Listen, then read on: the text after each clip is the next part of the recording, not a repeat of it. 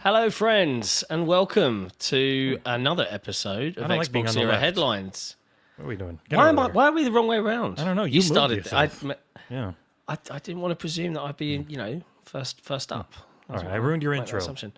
And That's go. okay. Let me start again.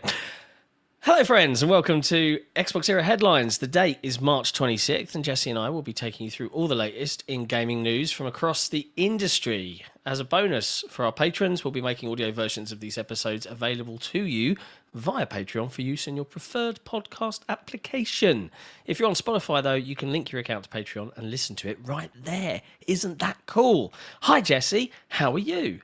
I'm doing quite well. It's actually slow. Yeah, it is actually slow. It's normally the last few months, January and February, are pretty slow. They're meant to be slow, but they were nonstop, just 5-6 things in at a time. It's finally pretty slow. I believe we just had something go live, and then that's kind of it for a while.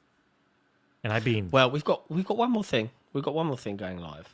Oh, yeah. So if you're watching this right now, in exactly 57 minutes, the XboxEra review of Bulwark Falconeer Chronicles from indie developer Thomas Sala goes live. There's a video review, and I've written one from our resident, shall I call him a RTS expert? A resident European. Yeah, that's who took the game through its paces. He played mostly on Xbox, a little bit on Windows, so you can read his thoughts and listen to my voice because I narrated his words for the video review. So keep an eye out for that. You should have tried to do a Svikabrut accent. I don't think I could do a Dutch accent. I can do a really or at bad least one. not do it justice. I just end up sounding like awful. Sound like the Swedish chef. And while I'm on it, seeing as we're at the beginning of the show, and I've just spotted the chat, I already had it on my list to talk about, but I just wanted to bring up serious face, all right? Serious face stuff.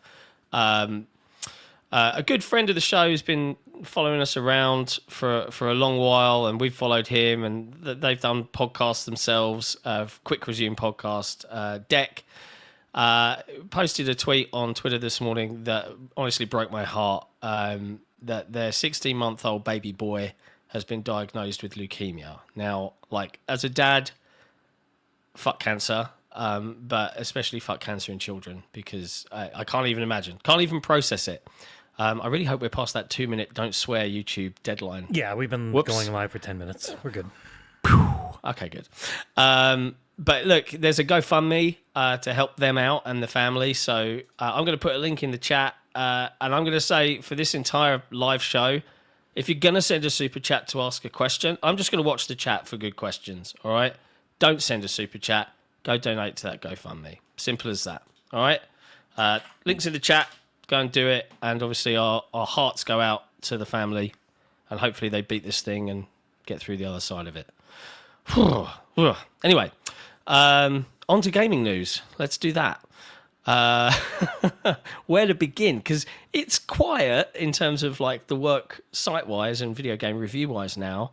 I mean, I've got until April to do and finish off Harold Halibut in terms of the review for that. So I've got plenty of time to mull that one over. So yeah, it's just about the news now. Maybe some more video content streams from us. I've got nothing really until April. I'm going to be on Tales of Kinzera, and there's some other stuff, but as far as like big games, there's just not a lot coming out for a little bit. Lotus Esprit just can't help himself. It's just here's a sticker. Here's a sticker for us with $20. He says, "Thanks for being you. Thank you for being you, Lotus." And click that GoFundMe. Trav tried to make a Brexit joke by saying John used to be European, but then brevity. I'm going to presume he meant then Brexit. Mm-hmm. You failed, Trav. You failed at typing on the phone. Just like Brexit failed at helping England. See, that's how you do the joke about Brexit. Yeah, it's a terrible decision for everybody involved. Anyway, okay. Never mind. Brexit, the word is blocked. Yeah, by me. Let's start off with the big. There's some of the bigger news pieces of the week. Phil Spencer. There's been rumblings, right? This is kind of old news, but it's been reiterated again and again, almost like we're being prepped in some way to expect some sort of incoming announcement. Maybe come June. You know, Microsoft have done this before. Phil Spencer wants a handheld. He talks about the experience in an interview with Chris Plante at Polygon about how, you know, playing on his ROG Ally or his Lenovo Legion Go, and it's just not Xboxy enough. You know, Windows is getting in the way of that seamless experience, and we don't have the access to the same games and the library and all of that jazz and the saves working between everything. And he wants a handheld Xbox. Yeah, they can't get everyone in on Play Anywhere as much as they would like to. Yeah, because what publisher is going to willingly give up a sale on another Sega device and for occasionally people Capcom. That's about it. Yeah, that's it. But I think it's safe to say that from a Microsoft perspective, and this kind of ties into so many other conversations around the news today, including the big hoo-ha about Chris Dring via Games Industry Biz on their microcast talking about GDC. But we'll talk about the handheld first, and then we'll dive into that fun shit show. Handhelds are great because you can take them anywhere, and the Switch redefined what a handheld could be, right? And it's one of the best-selling platforms of all time for a reason. I think that's fair to say. I will say, for Nintendo, they had two systems that sold what the Switch used to do with the DS and the Wii. And then the 3DS did very good. It's still 70 million, incredible, but it was like half of what the DS did. And then the Wii U did like a tenth of what the Wii did or something. So they had to mash them together to try and get back less than half of what they had before, but their software sales are so goddamn good that it's more money than ever. So they are a unicorn in that sense, that they essentially, no one else can do what they do. So I do think a handheld from anyone else is still going to be a very different beast. But from the Xbox side of things, if it is an Xbox native handheld, it is just that's the key game changer. Like if it's playing your entire original Xbox game, every 360 BC, every Xbox One, every Xbox Series title, all of them, I'd pick one up in a heartbeat. that would be incredible. In a heartbeat. Yeah. My kids would be like absolutely overjoyed. And I think this is the interesting one. Like we've been living now since the 2013 generation with these very similar devices from Sony and Microsoft, right? Like, did you spot the troll in the chat? I did. Yeah. I don't know. I just ignore it. You know, very similar. They used to be referred to as the HD console twins, you know, because really, end of the day, bar some minor differences, they were producing the same stuff. They had the same sort of feature set, and that's continued into this generation, really. And I think when you look at the broader market and the lack of growth, right? And this is, you've got to separate this out, people. This isn't who's sold the most, who's making the most money, right? Because arguably, compared to what Microsoft has sold, they're making a crazy amount of money. Sony have sold an enormous amount of consoles, but they've spent too much and they're not making enough money, right? That's the crux of it. Yeah, why is all of this happening? To keep up what they had hardware number-wise with the last gen. They're not actually going way above that. The nutshell of it is there's zero growth.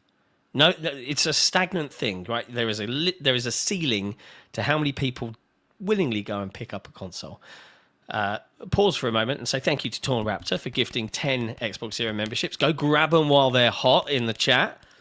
We'll have a Game Pass show for you this week. Yeah, YouTube we'll get it members done get this it week. early too. That's a true story.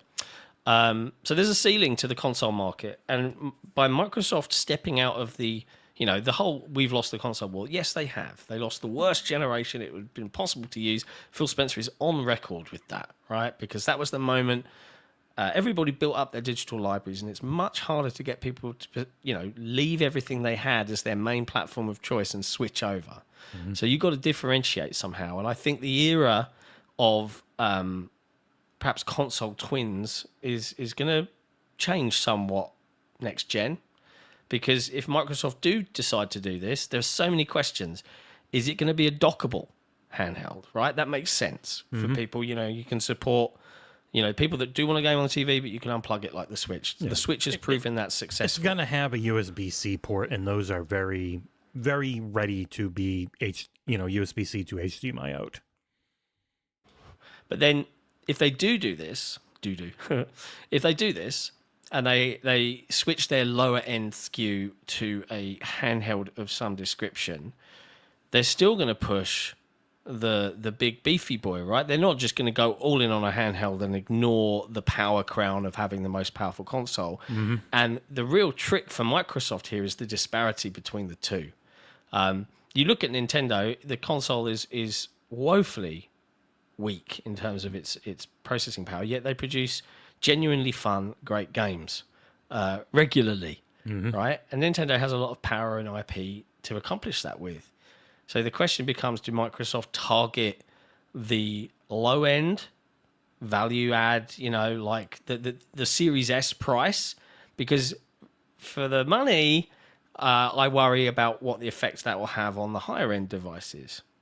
I don't think, at the end of the day, the Series S and the Series X are essentially underclocked. They don't push them. They've got them pretty set in their power envelope. And for the Series S, that does mean moving forward, that profile is there where when you can get more efficient processes that use less power, that you can have a more obtainable target for a handheld that is the Series S, because the Series S has essentially the same CPU, just a pared down GPU and memory. Yeah. Because the for, GPU is where yeah. you can scale. Yeah, and so depending on what they do, I don't think they'd go cheap. I do think if it's a handheld Series S, it's like 500, and then if there's a bigger, better, beefier, double X, that's a $700 thing. Like, because people are spending like freaking 900 to $2,000 a year on phones. Like, I think the era It's a big of question, right? cheaper and cheaper consoles, just when it's not a generation you buy and you're desperate to sell a quadrillion of them, and instead it's more a rolling thing like Apple does with their iPads and iMacs, and they do with the consoles Surfaces. become like phones. Yeah, like every 3-4 years you can have a refresh, but with their not to the metal processing, with their hypervisor layers and all that shit, the abstraction layers, they can have a lot easier backwards compatibility than PlayStation can have. So they can approach it in an entirely different way. Like, the thing with PlayStation is they need those very specific upgrade paths. That's why the PS5 Pro doesn't look very exciting or intriguing, and its better ray tracing performance focus is stupid, but it's all they can do because they have to upgrade very specifically because they pushed their CPU to be those variable clocks and use liquid metal cooling and have a very specific CU structure for their to the metal coding. That makes it tough. And I just think that they've already split paths in the ways they're going with future hardware, where Xbox can kind of do way varied things compared to what PlayStation can do. So they don't need to be tied down to that every 8 years, a new generation, and that maybe a little half step in between approach. Yeah, and the other side of that coin is, how do developers feel about it? We heard lots of FUD when the Series S was will they, won't they, before Brad Sams preemptively leaked it all ahead of the reveal. Because the concern is fair, and we've seen game developers come out and say, hey, yeah, we're not developing an Xbox version because we can't do all three at once, right? Because resources are limited. So you start adding in this idea of, okay, as a developer, I'm developing a game. I have to develop a version that runs on Series S. I have to develop a version that runs on Series X. I have to develop a version that runs on Series XXX. I have to develop a version that runs on the Series S Portable. You start to add all of these things, and it becomes enormously difficult, right? So I think Microsoft would have to come up with some very clever ways of overcoming that effort, or at least streamlining it to make it not as much of a headache. It would have to be, this is just a Series S. You get to that profile, you're good. It just runs. You're fine. Yeah. Like it targets 1080p 60, done. Whatever you're targeting on the Series S, you can target it on this handheld.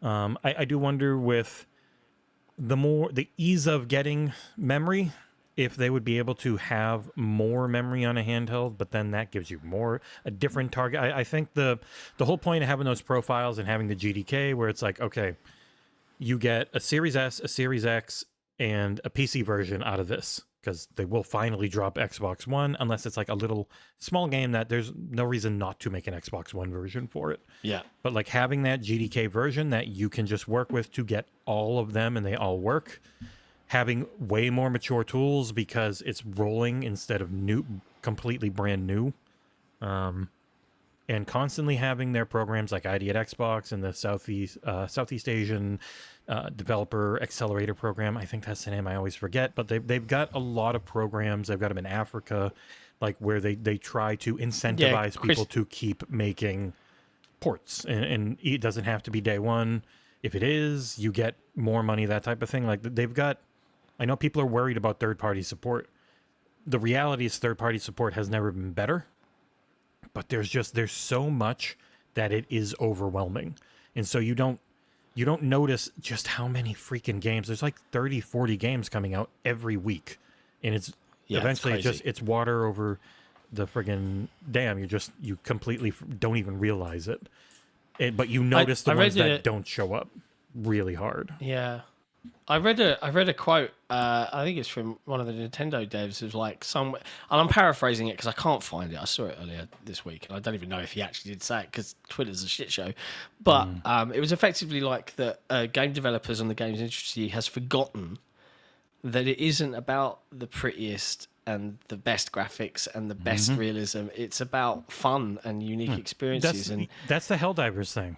You and I talk about it. Yeah. You can see the seams on Helldivers. You can see this. Oh God, yeah. You can see where, but they got the feeling of it being big and grand, and like you're this big grand thing. It's really just like a couple little cutscenes, but it just feels cool because they make sure to pull your ship in, or they show you other people that are going down in real time. But the actual focus on hyper-realism, on animations or graphics or anything like that's not there. It's focused on trying to be very fun, and that's always been the Xbox thing to me, is they are more gameplay focused. And people say, well, we want our big, gorgeous animation thing. And I get it. It's nice to feel expensive. But they have always focused on really diverse gameplay. Yeah, I've said since I've played it, Helldivers 2 is the most Xbox game I've ever played from PlayStation. It's focusing on fun first and letting the community have some emergent laughs with it. But yeah, so, I've been considering, I might write like a more lengthier opinion, me talking at the camera piece about handhelds, because I think there's a lot to unpack. There's a great thread on our forum about handhelds and the discussion about, what it should do, what it shouldn't do. Feel free to head to forum.xboxera.com if you want to get involved in that discussion, or you can join our Discord, which is discord.gg/XboxEra. It's I think it's going to happen. I had conversations back at Gamescom last year about handhelds with folks. So like, the question is, do they target the cheap and cheerful, or do they go for a higher end experience? The real question is, do they make it so that those memory cards completely slot into the device across console and handheld and just, chef's kiss? Let's hope so. Phil Spencer wants one. Putting it so do we, down Phil. directly on the ground? Because, it doesn't really matter if it sticks out a little bit. No, I want it to disappear. Because that's couldn't care less. You drop a handheld, snaps. Painful. 200 quid memory stick. No thanks. You need to handheld. I don't want just the tip in, Jesse. I want the whole length of that memory card inserted, not just the tip. I hope it sticks over halfway out, so just to drive you crazy.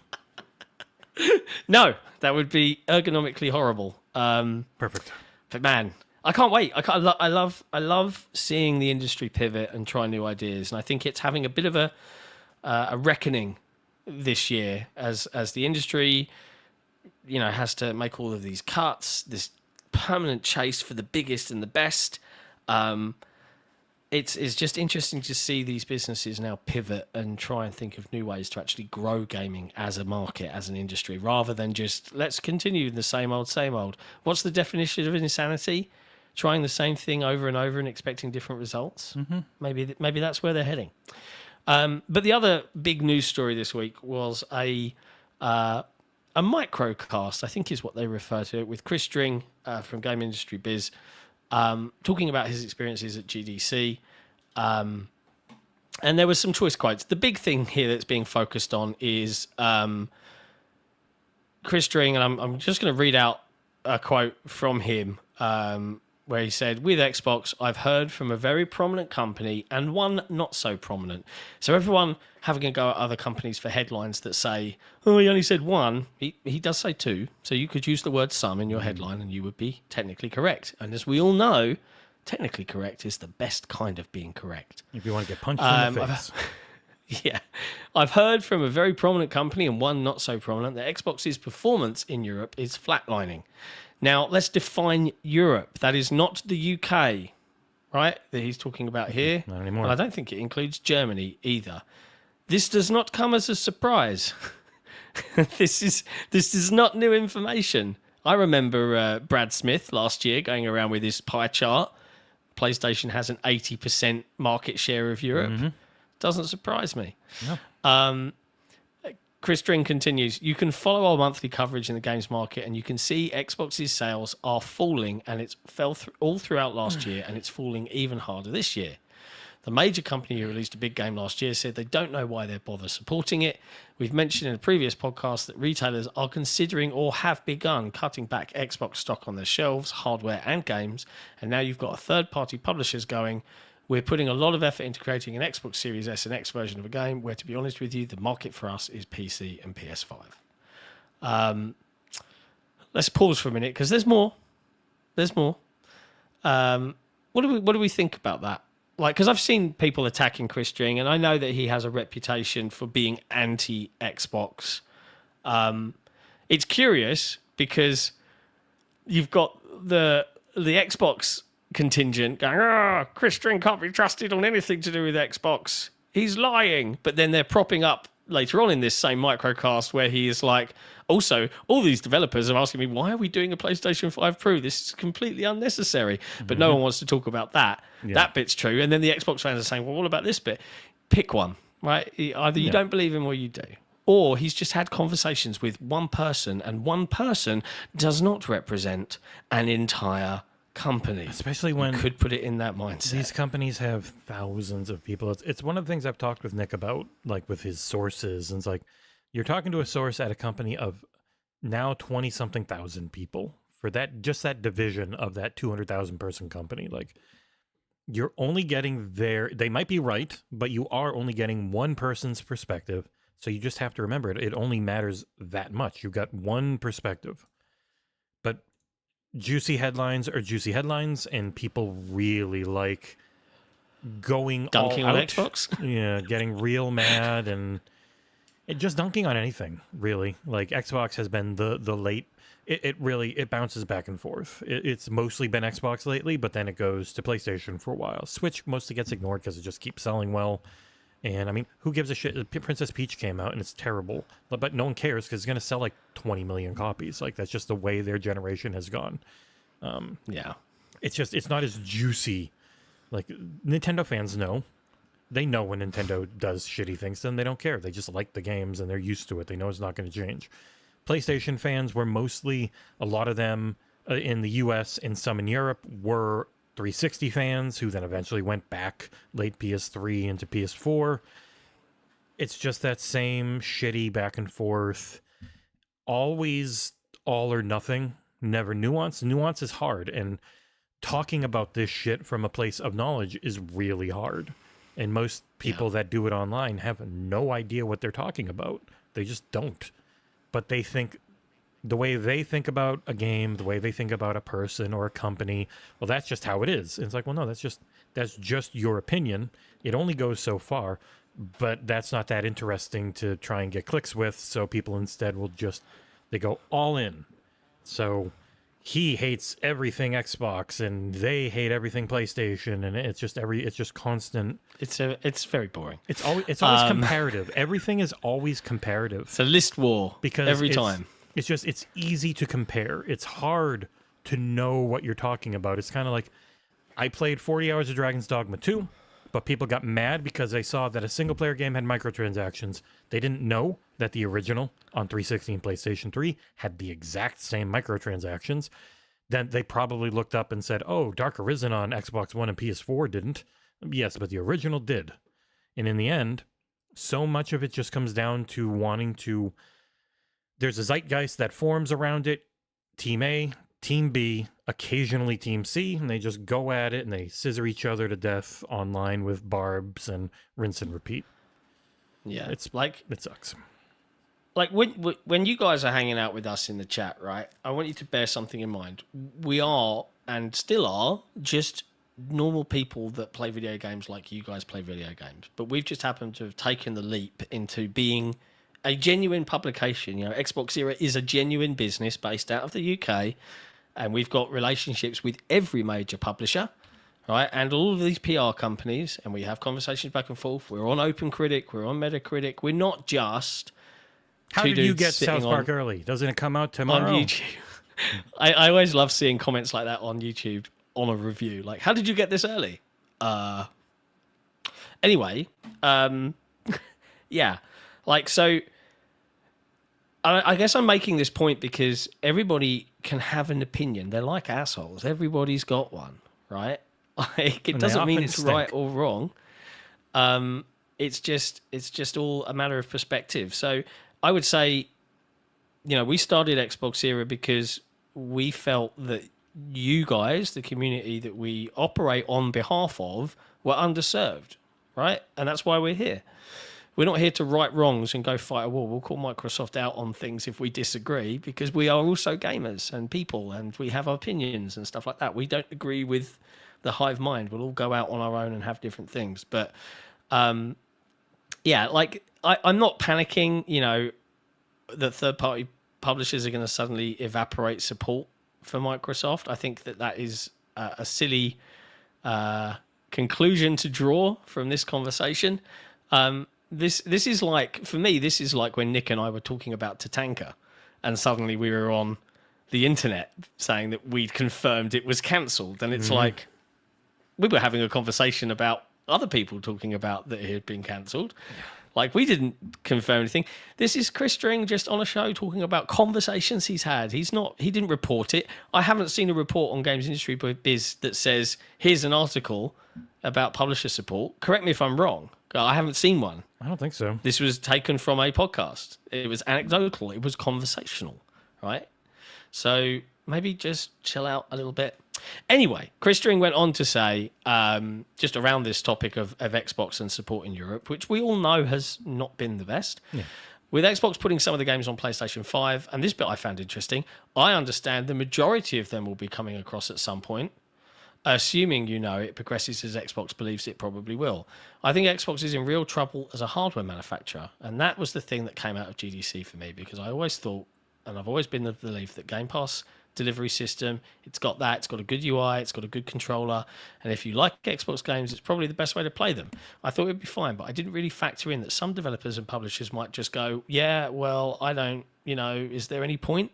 And that's when you can lose it. So that's where, so this whole big shitstorm is one person's opinion in a planet of 8 billion people talking about some conversations he's had from some other 2 people that have an opinion. Yeah. Relax. You can discuss them and say, oh, I disagree with it, but I mean, they also might know more than me, being they're actually in the industry and not, you know, just someone who plays games or talks on here about it. But that's just the thing. It's very slow, so people are really stretching for trying to find things to talk about. Gotta get some clickbait the SEO. The Sweet Baby Inc. thing was a very targeted group, and that's already died off. So now there's more. Like, the Outrage Factory has to go somewhere. I was cruising Twitter this morning and saw the Outrage Factory absolutely ripping Alyssa McCarthy at Kotaku apart. Like, really horrible stuff. And she's fighting back a little bit. Like, I would just ignore it. It would be my advice, Alyssa. Like, just don't bite, Like, just let it subside. It's crazy. But it's crazy the harassment that people can just bring because they're hiding behind a keyboard. Yep. Or a phone screen, it's just the easiest engagement essentially now. Like, the grifting around outrage, no matter what the outrage is, if it's political or sports or anything. Like, the biggest sports radio place where I grew up in Boston, their entire thing, and it's really obvious, is just shitting on every local team. It's all they do. They just shit on them. They're called 98.5 The Sports Hub. And it's funny because they actually have local games for like 2 of them that they broadcast. But their entire thing is we just come up with bullshit angles to shit on the local team. People get angry and call in. And then people who hate those teams will listen to us. And it works because people are stupid. We also did have a super chat from our lovely executive producer, Torn Raptor, that we can get to on the next point. Yeah, we could do that right now, mate, because I'm happy to segue away from third-party drama woes. Torn Raptor says, I want to know when the heck will Xbox announce their June showcase? We knew by mid-March last year, and now we've cleared GDC. I thought we would have heard from them about it. Thoughts? I think we could give you a date right now of when we're pretty confident we know it'll be. It's so always, Jeff Keighley's starts his on June show 7th. Is Friday instead of Thursday. It's normally Thursday. It's Friday this year.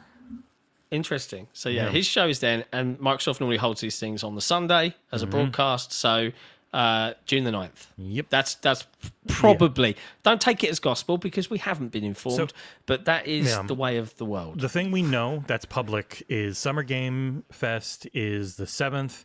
He does the Summer Game Days of Play, which I'll be at. Sorry, John. That's normally right after that. Going through, I think, like a lot were there. I have no idea. I think Xbox was there last year, but it's like it's all the same time. Everyone's already there. It just makes sense. It's going to be that weekend. It's the only thing that makes a lick of sense. They will be the 9th, and they will probably have a extended showcase on like the 11th. I think it was normally a couple days later they did it. Yeah, the Monday or the Tuesday, I think. Yeah, they do the one that was the sit down, more in depth, but also still had some really good stuff. We will have co-streams for that, which will probably be produced by Soul Blazers, if I had to guess. I think I can put my producing hat on. He does have full I've got the power. fiber upload. He could Me? do 4. I do. No. Oh, are you 1,000 up, or are you? No, I'm 100, but that's He's more 1,000. But the 100, Yeah. the 1,000 lets you do 68K bitrate. We could do like the top quality YouTube allows. That'd be nice. That's what I want. Yeah, interesting. So I hope that helps. You know, get an idea of when that showcase will be. What else?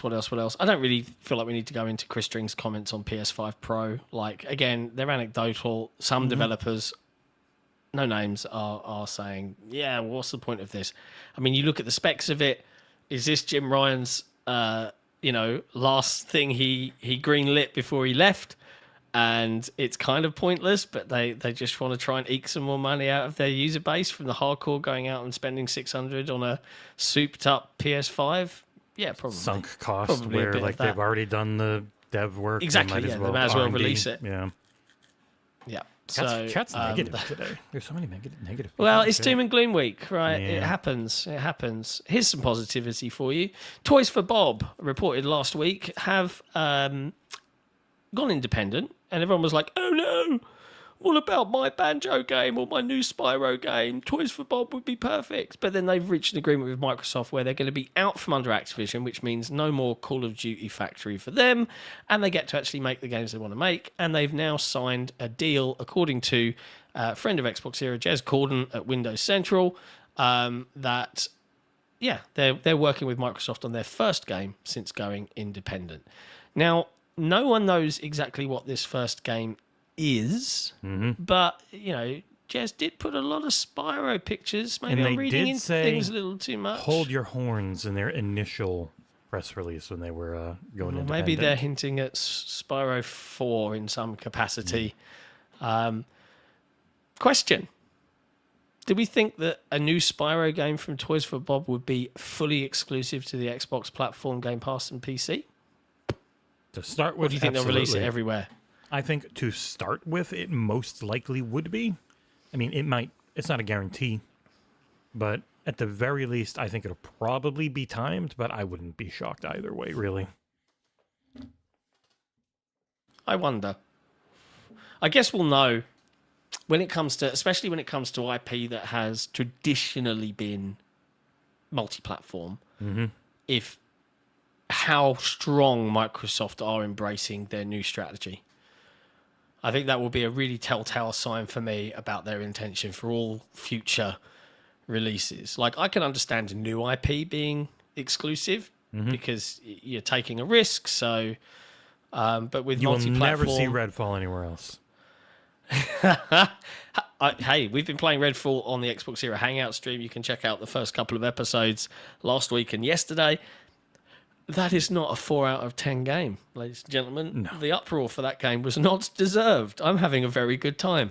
Now, granted, it's had a few more patches, and I am playing on PC, but the 60 FPS patch has already been out for a few months now on console anyway. It's been out quite a while. The art style and everything is great. Like, it's fine. It's been out a while, fine. and Nick had no idea. Yeah, go figure. But there you go. Congrats to Toys for Bob. Like, it's always good to see developers getting to make what they want to make. What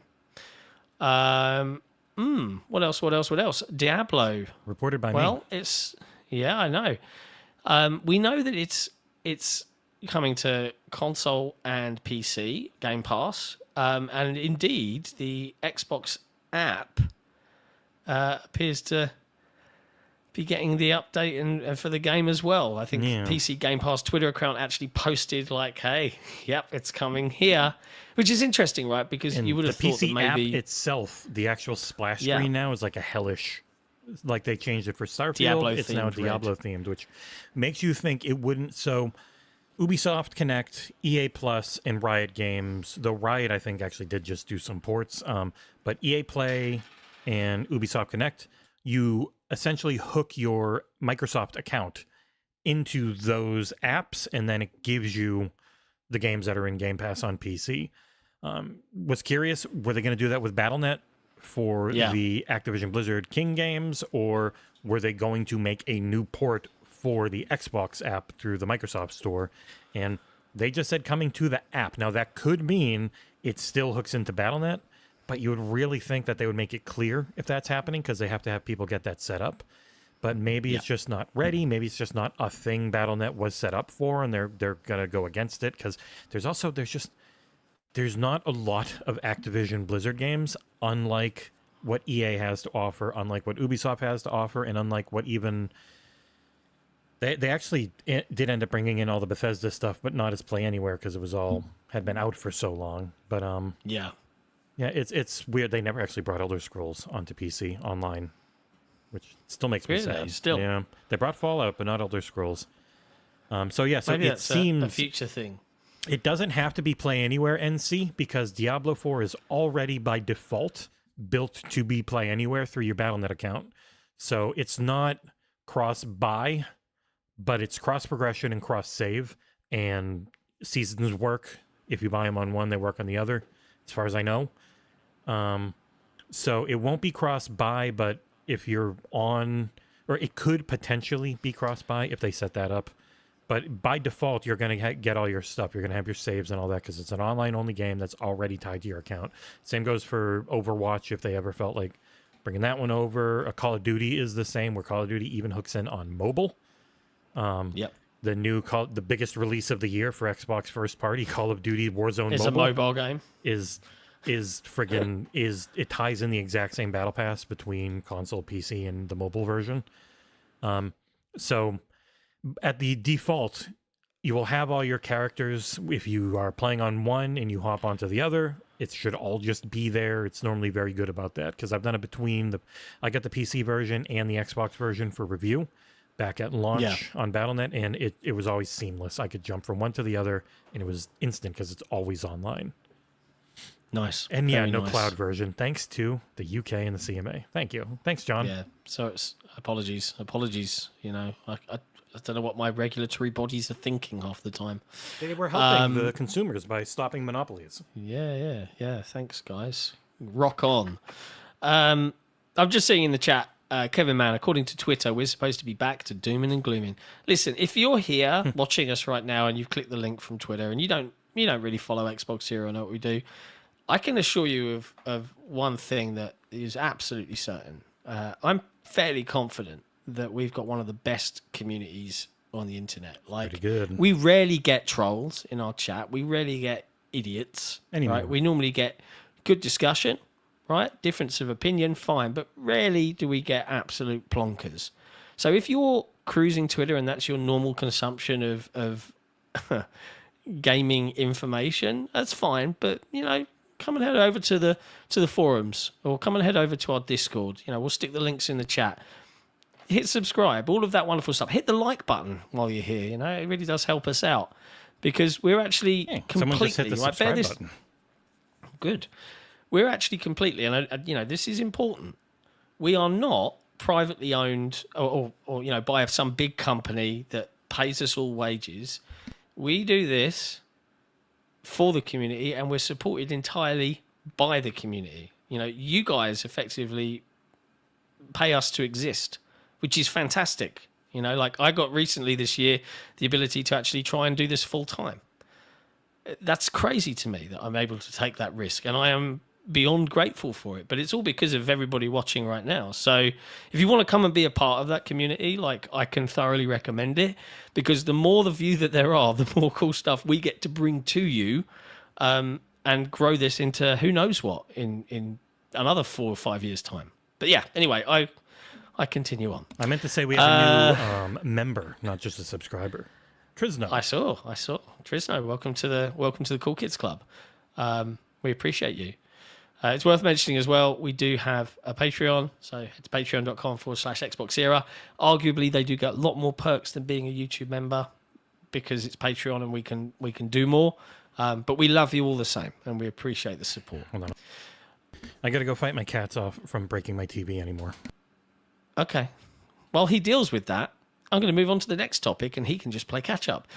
Grounded has got a new final update, the fully yoked 1.4 update. They're partnering with I think limited run. I want to say limited run. Jesse will keep me honest. Yeah, it is limited run. So Grounded's new physical edition is being released via limited run. The game's getting a 1.4 final update to coincide with the PlayStation and Nintendo Switch launch on the 16th of April. The fully yoked edition, physical edition, includes a physical copy of the game, collector's edition box, a 4x6 frame, including some swappable art cards, a USB cassette tape soundtrack, a CD soundtracks, a dice set, stickers, art book, all sorts of stuff.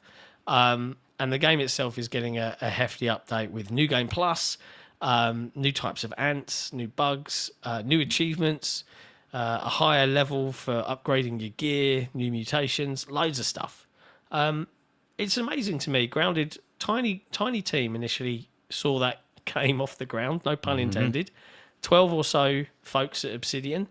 And despite it not being a live service game, it's received a substantial number of updates over the years. It's really impressive, you know? And it's done very well. They called it the final major update, so it feels a little sad. Quality of life from now on. Yeah, it'll be smaller stuff, probably like no major content, I would guess, is what they mean. Yeah. But there you go. So if you're into Grounded, or you've never played it before, now might be the perfect opportunity to jump in. What else? As reported by Windows Central, byline by Colton Stradling, there's an exploit in Minecraft that's being used to get influencers' Xbox accounts banned, which is a bit cheeky. Now, this is unconfirmed by Xbox, according to the article, but there is video evidence, and it's pretty convincing, writes Colton, that a Minecraft exploit is allowing people to trick Xbox into banning any account that they target. The Java version of Minecraft is the one that's susceptible, and the exploit is apparently quite easy to carry out. And YouTuber Nick, aka @GillyYouTube, reports that he had become a victim of the exploit with his entire Xbox account banned due to false reports by harassers abusing it. Now, this is interesting because Microsoft made the change to an automated disciplinary system, right?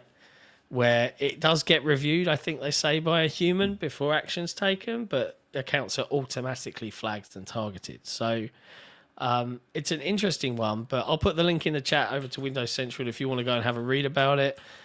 I don't like that enforcement is being driven by some sort of algorithm or automated system. But I also understand that there's a lot of pay people. And there's so many freaking players now. Like, they were having How record many players engagement. does Minecraft have? Yeah, when you've got like Minecraft's like 140 million people every month. Like, how do you properly manage that? Have 140 million people to go over?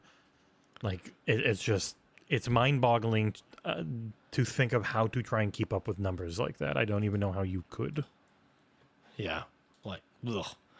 But yeah, if you're playing Minecraft Java Edition, maybe just hold off for a while until Supposedly, it's confirmed it might not and even matter. investigated. They can just if they know your username, that's all it takes. Yeah. What else? Resident Evil. According to Aesthetic Gamer, aka Dusk Golem on Twitter. Dragon's Dogma 2 and the recent development of that and the expansion of the RE engine to include the ability to have open world games might provide some indication that Resident Evil 9 may go open world. It's an interesting idea. I hope they iron out the performance bugs. So Resident Evil would not have... So the performance bugs, they're not bugs. They're just... It's CPU heavy. So they simulate everything for every NPC in Dragon's Dogma 2. People keep saying it's unoptimized and all that. It's like, no, it is the Bethesda Game Studios problem where they don't fake anything. Nothing's baked in. It is all simulated in real time, which is extremely performance heavy.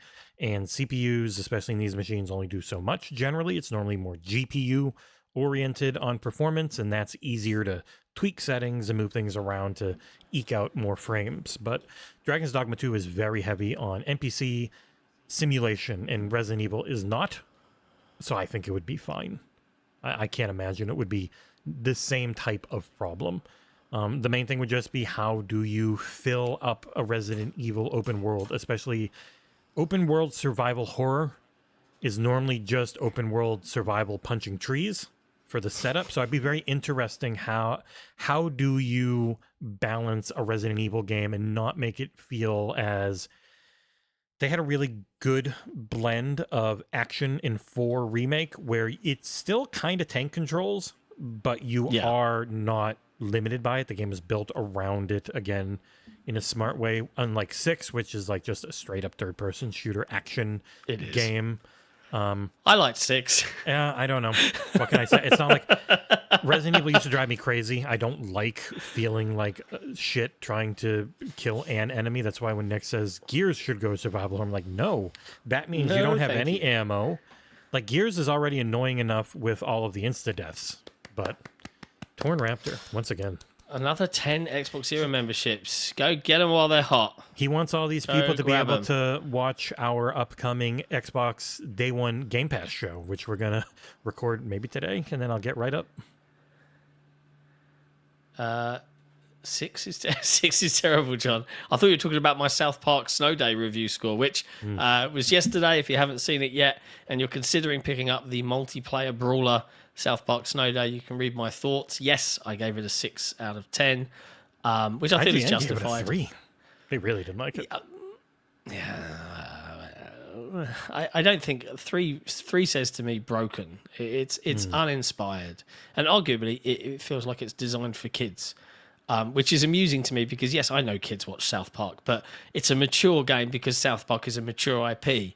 And if they wanted to sell to adults, it needed to be a lot deeper than what was given. But go watch the review, see what you think, see if you agree with me or not, based on what I say. But yeah, it's good to see Not in the chat. Hope you're doing well, brother. What else? There's only one thing. Oh, yeah, there's 2 things. Well, Larian. News, but yeah. Yeah, Larian in the news surprised everyone by saying, no, we don't want to make Baldur's Gate 4. Shock, says everyone wanting another iterative sequel. Larian Studios, this is a byline from Catherine Castle, editor-in-chief over at Rock Paper Shotgun. And technically, she's reporting the article from IGN, but hey, whatever. The studio head, I think, is it Vink? I don't know how to pronounce his surname. No idea. I'm American. Broke the news during his GDC panel yesterday, saying the studio would be moving away from Dungeons and Dragons entirely for the next game, and they'll be putting the Baldur's Gate license into the hands of Wizards of the Coast again. He took to Twitter and tweeted, I understand there will be disappointment because people fell in love with what we created, but it was a story with a beginning, a middle, and an end, and it doesn't need any more. I've never been more sure about a strategy shift. This is the right thing for Larian. Good for them. Yeah. I think they probably didn't want to work with, considering what happened with tons of folk that they worked with on the games. He keeps stating it's not because of that. Oh, really? Yeah, okay. He said straight up, it's nothing. It was nothing with Wizards of the Coast. It's just they are in a position, and they called Baldur's Gate 3 their unicorn. It was just a huge confluence of things, including an enormous budget that allowed them to essentially make like the dream game but they want to get back to other smaller stuff. Like they have ideas. They were like, oh, are we going to do this? Was super successful. Do we want to do DLC? And they look at it and they're like, no, not really. So he's like, okay, we won't. And he had a big talk about how publisher greed, like they just made a bunch of money. They should take their time to try and keep their employees happy and do the things, maybe do some things that their employees just want to do. Like that was also one of the main pitches for Xbox all the time, which is Phil wanted to hire creators and bring in teams and let them make their dream game and more content for Game Pass. And you get these incredibly talented people. They make the thing their passion project. And then you get a Hellblade 2, which is scoped to be exactly what they want and not bloated out to be super long. To make money. Yeah. It's an interesting one. It's funny as well because we were chatting on the Hangout stream yesterday about the whole third party support and releasing games elsewhere. And one of the things I was thinking was that for a lot of developers, like from a talent retention perspective, yes, I understand job security is important and Microsoft is a great company to work for, but also as a creator, you probably want your games to be played by as many people as possible. And as part of retaining that talent, like if I think of Josh Sawyer and Obsidian and Pentiment, made this incredibly critically acclaimed but very niche game in Pentiment, but it couldn't go anywhere beyond Xbox and PC. And like, I wonder how that, fly on the wall, I wonder how that conversation went. He's freaking Josh Sawyer. He's an incredible video game designer. Hey, can I ask, can we release this game elsewhere? Because that would be great. Yes, sure. Because we want to keep you happy because we want you to stay with our teams and stay with Obsidian. That also makes sense to me. Maybe he will. Who knows?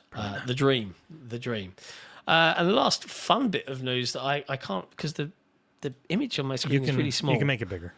I've made it bigger. So Kotaku ran a headline with, this was on March 22nd, GTA 6 production reportedly falling behind. Rockstar urges staff to return to office to avoid delay. That's what they ran. And Mike Straw, who I presume is associated with Rockstar in some way. No, he's their PR guy. Insider Gaming. That's why I put Insider Gaming versus Kotaku, because he's saying... Ooh. Okay, yeah, he says, saying this again, since people are still running with it, I've reached out to multiple sources and was told the game was on schedule and that any suggestion of a delay at this point in development is pure conjecture. He's senior editor for Insider Gaming. Wow. It also would be weird for someone working at Rockstar to say they reached out to sources. Yeah. I was going to say, like, I've spoken to Dave down the office, but and he said, "That's fine, mate. One of the game's issues, on time." The moment that Kotaku's owner was like, "Nope, we're going to drop editorial and go for guides," it's like at that point, it's just like, okay, anything you do now that is news, I just feel like you're in the clickbait factory world. Your editor in chief quit over it. Why would I believe it? And it just shows immediately people are like, no, because also like that Kotaku thing is also, it's just so light on detail, and there's no better SEO than Grand Theft Auto 6. Like nothing's close to it right now. It's the biggest amount. Yeah. And if you can attach the word delay to that game, and you're put a rumor about it out there, and they probably got like 3 million hits or more. Like probably paid for a couple of people's or a couple of AI subscription rates now that they're going to probably using a lot of that for guides. And I guess that brings me to the final thing I'll say. And again, just reiterating, that's why the support that you guys give us is so important. Because yes, we now at this point, because we have to live, I've got a mortgage and 2 kids, Jesse's got a family he's got to look after. We do need to live. We dabble in making sure we have SEO friendly content. We can't do guides because we don't have enough people. If you think about how big XboxEra is, it's me, Jesse, Nick, our artist pre-drag, Soul Blazers from a video perspective, and then we've got a bunch of really amazing contributors like Fairy Empire, like how can I say, not just as a contributor, Chengus does a crazy amount of work, but we don't chase clickbait. We try and report the news as it is and cover the games you want us to cover. I can see a message in the chat from Kevin Mann. I'm a long-time patron and confirm this community is refreshingly inviting and level-headed. 2 traits not typically associated with gamers. Who'd have thunk it? So if you want to get the negativity out of your life, go ahead to patreon.com. My militant approach to moderation has worked, I will say. I'll pat myself on the back. You are very militant. When And it it's comes not to militant about being moderation. positive. It's militant about just not being a dipshit. Don't be a dipshit. That's it. It's pretty much the rule. Yeah. Not Pretty positivity. much the rule. Obviously, focusing on positivity, the best. If you focus on negativity, you're going to be a miserable shit. But Yeah, and no one wants to read constant negativity. Fucking hell, Torn, man. I wish honestly, the one thing I would say, I love that. And you know, Torn Raptor with a super chat, $50 as well, which is like £1,000 Australian. Live sick, chase your dream, right? Yeah, it's incredible. Like the fact that Jesse and I get to do this, we were talking about it in our Redfall stream yesterday. It's so much fun, like hanging out and actually talking about games and Redfall. But you know, I will again say, as much as I love seeing these things come in for XboxEra, just for today, if you've got it in you and you've got some time, go and donate to Declan's GoFundMe. All right, the link, I'm going to put it again in the chat because, you know, his kid's 16 months old, man, and has leukemia. Like, I don't even know how I would begin to cope with that. That's also Torn Raptor's 10th super chat. You generous bastard.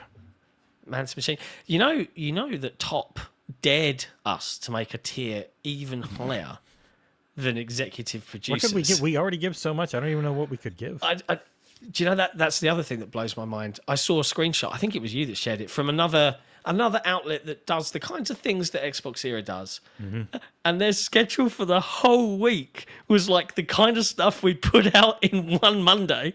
And I'm like, how have they got 4,000 patrons or whatever crazy number they have? But they do. People love them. They support them. I'm like, man, we really do a lot. What are we doing wrong? Maybe we need to give less. We're just big names. People have been in there working hard a long time. Like I look at the Nextlander crew, and they've got their very set thing. They do like 3 streams a week, a couple of really good podcasts, and they've been in it for decades. And people just know them and love them and support them for that. So we've got to keep grinding and building it up, trucking, and getting that stuff. Yeah, got to keep trucking. Yep, absolutely. Torn Raptor, I want a new title. I just don't need more merch. Man, okay. Well, let us see what we can do. The link is in the chat. It's not turning it into a link, but I promise it is a link. I don't know why.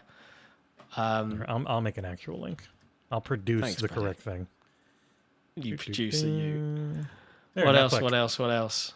I think that's probably about it. Like I don't have much else that our perspective is going to be next thing. I don't know about any streams tomorrow. We'll see. We'll let you know ahead of time if we can.